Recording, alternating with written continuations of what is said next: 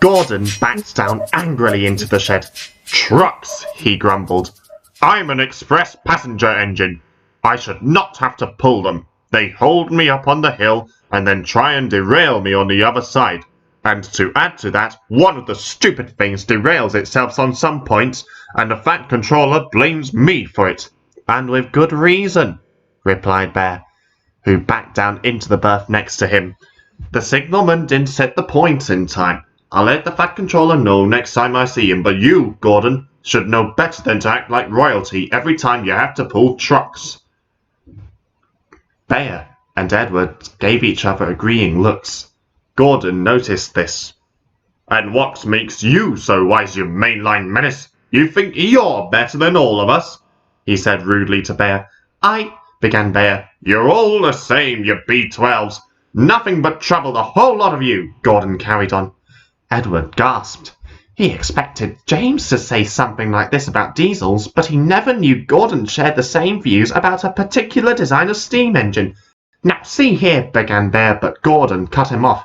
"We A-class engines are far more reliable, efficient, and well-behaved than your lot. All you B-12 and B-17 engines do is cause us nothing but trouble," Gordon said. "That's enough!" yelled Edward. He looked furious. The other engines were surprised and slightly scared. They had never seen Edward like this. "Gordon, your attitude is making you worse than them, and if you carry on like this, you'll meet a similar fate." Bear, slightly frightened, asked, You mean 98462 and 87546? What happened to them?" Edward realized how scared he had made Bear and apologized before adding, "It's because of their accident that they were sent away. Well, that's what the Finn clergyman told his readers, and it's true, but he never said how. They were bound to be expelled from the railway, though, given their bad behaviour, but to be fair, it may not have been entirely their fault." 98462 and 87546 never sought repentance following their accidents. They thought they were in the right and constantly criticised the Fat Director and the other engines for this. One evening, the two engines were alone in the sheds at Vickerstown.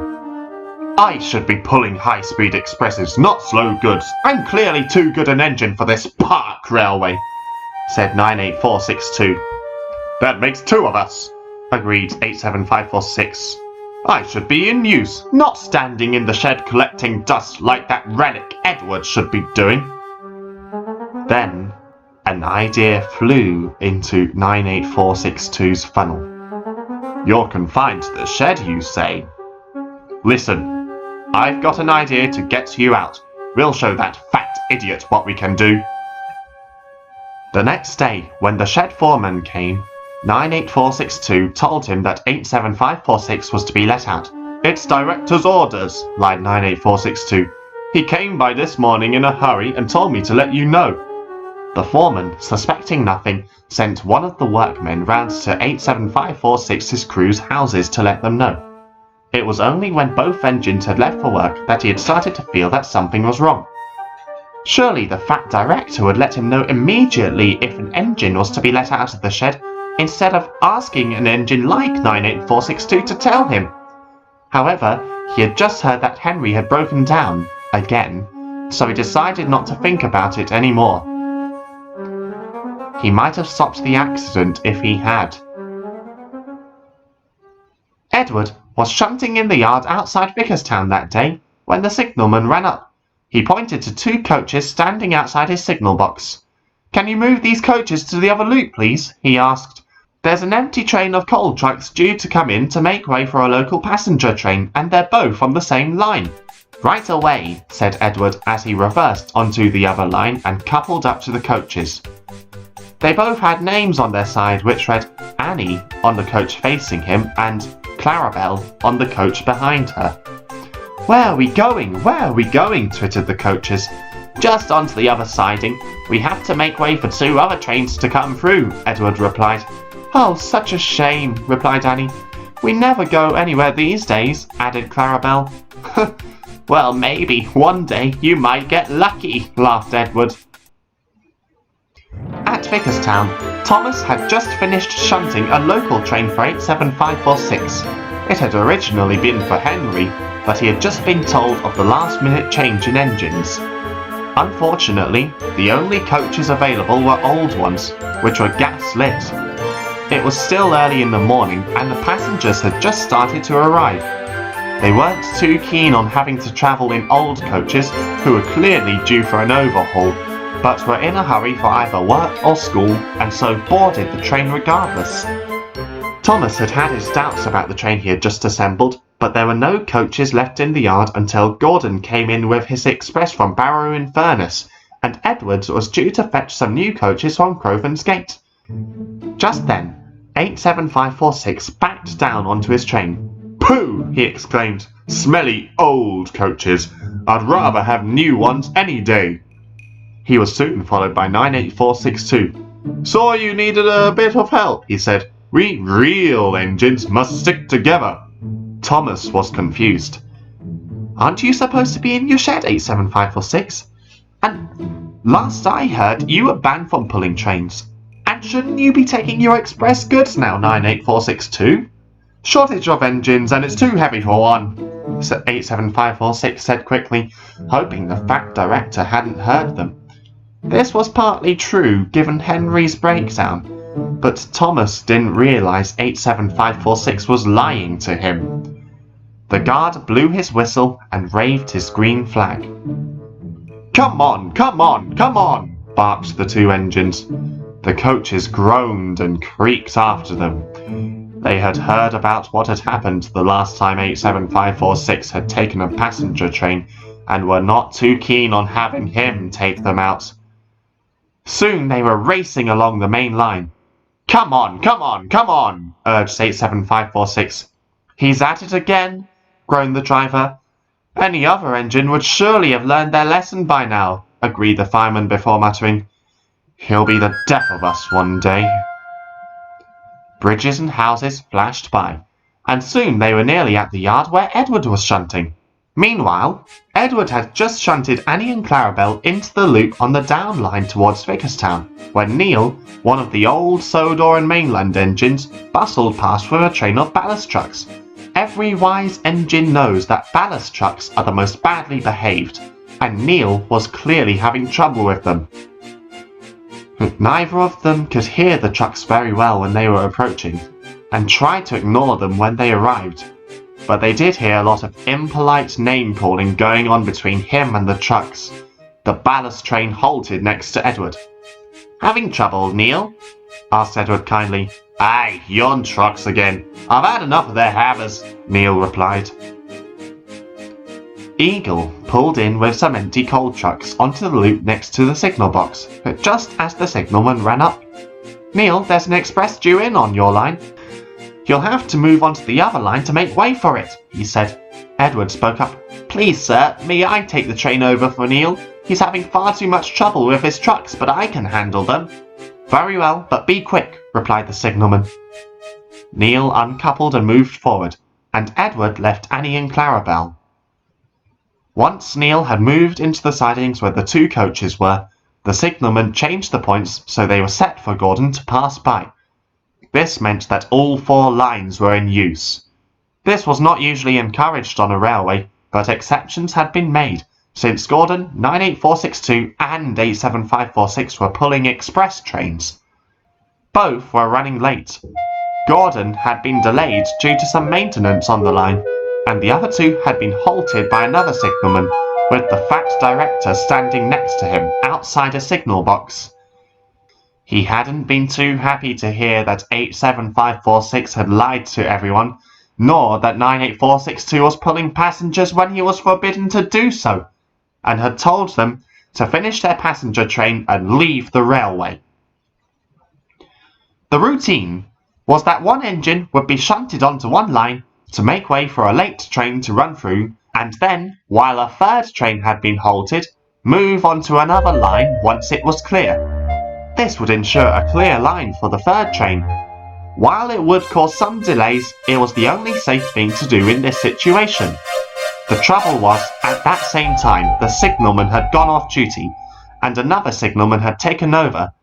This signalman suffered from short-term memory loss, meaning that he soon forgot about Neil's goods train. So he set the line for all clear for 98462 and 87546, who were tearing along the line. Edward, Eagle, and Neil heard 87546's whistle in the distance. By then, it was much too late. Immediately, Annie, Clarabelle, and the engines went into a panic. The points were set against Edward and the coaches, so they couldn't move, and no one knew that Gordon had been delayed by a last-minute passenger. Eagle was blocked by Edward, who tried to reverse in his right, but the ballast trucks had slipped their brakes on accidentally on purpose. "Push! Push! Push!" they cried to each other, holding the whole train in one place. "No, no!" everyone cried. "There's another train coming through!" The trucks either ignored their cries or decided to keep the train at a standstill because another train was approaching. "Get a move on! Get a move on!" barked 98462 and 87546 to the coaches. The coaches wailed openly. They had a bad feeling that something would happen to them all.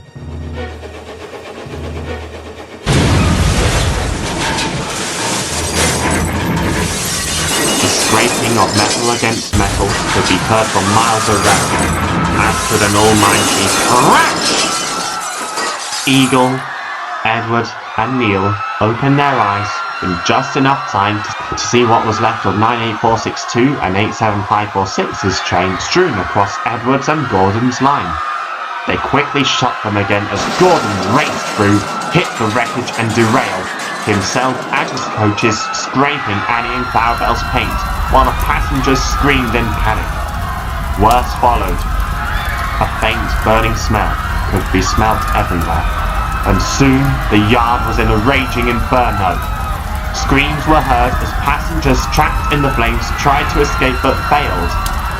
Edward slowly opened his eyes and saw 98462's face, pleading in desperation, begging Edward to save him. Edward looked at him sadly and said, "I'm sorry. There's nothing anyone can do." There was nothing else he could say. "It was the worst accident this railway has ever had," Edward concluded gravely. Neil, Eagle, Annie and Clarabelle were just in need of a repaint. Annie and Clarabelle were in so much shock that it took their being given to Thomas when he was awarded his branch line to help them to recover fully. I was so badly damaged I was almost beyond repair, and I was rebuilt to my old design. Gordon was also extremely badly damaged, but not as bad as me, although the fire had burnt our paintwork off. The fire brigade managed to put the fire out, but 246 passengers were hurt. The worst thing was that 226 passengers died in that terrible accident. Over 80 of them were so badly burnt that their bodies were unrecognizable, and most of them had been in the stopping train.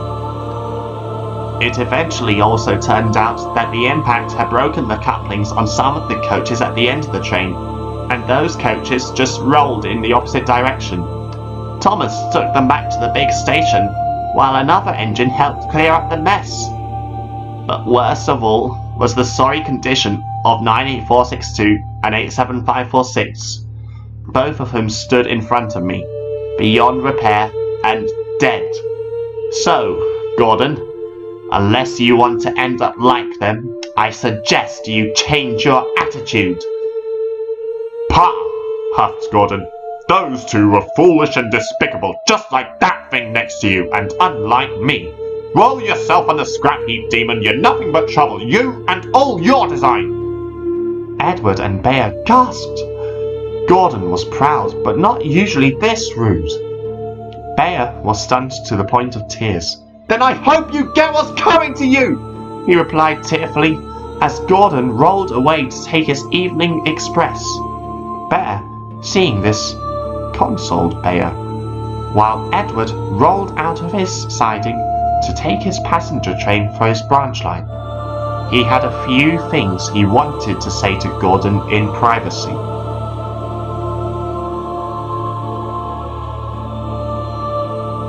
You have been listening to the B-Class Bullies Story 3, End of the Line.